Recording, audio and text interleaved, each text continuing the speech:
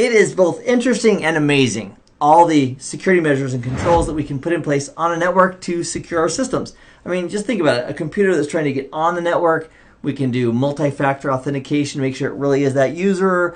From a network perspective, we can use techniques on the switch to help people stop lying about layer 2 addresses with like ARP spoofing and IP spoofing. We can protect against that. At the routers, we have access control list. At the firewalls, we can filter based on applications. I mean, the list goes on. It's fantastic. But all of that could be for nothing if we have an end user who has access to a system and they do the wrong thing. And that's why user awareness and user training is a critical point, a critical piece inside of our security programs. And that's what I'd like to chat with you about in this video right now. So unfortunately, users are often the weakest link in our organization from a vulnerability perspective because they can be taken advantage of with social engineering.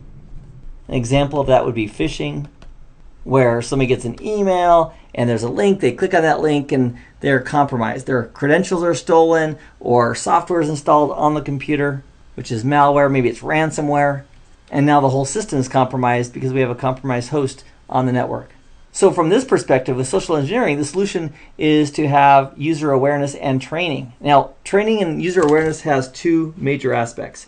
Number one is we need to identify what we want to train on. So in an organization, we'd identify, okay, where are our risks? We have a risk assessment, we look for our weak spots, and then we focus our training because we can't realistically do security training for all the users on everything. We need to focus on those areas which are most likely to have the compromises occur. So how to handle email. Like for example, how do we know if an email is a phishing email, if it's fake and has links in it? So what we want to do is we want to train our users on exactly what to do when they receive an email. The answer is never click on a link, never open an attachment. If you get an email and you need to confirm it's from a certain party, you want to contact them some other way, on a telephone or some other way, just to verify that email is from them, or use the approved method of sharing files in the organization, not attaching something to an email.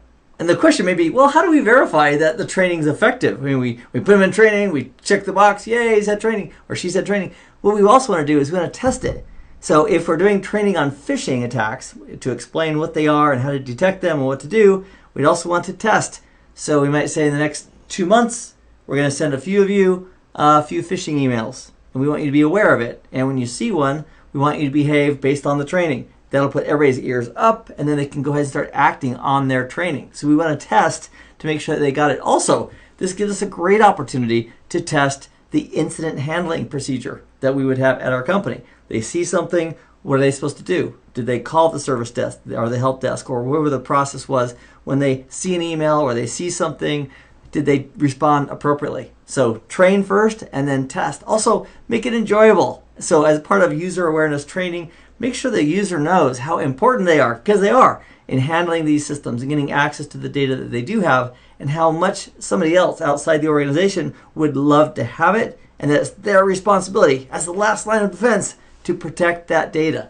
That also goes for insider threats. Somebody inside the organization who already has credentials of some sort, if they're doing something that's not ethical or might harm the company as far as the data and systems, that needs to be announced. It needs to be reported in incident handling so it can be addressed. Because if we see something, to protect the organization, we need to say something. So that would all be part of the user awareness and training that every organization should have as an element of their overall security program.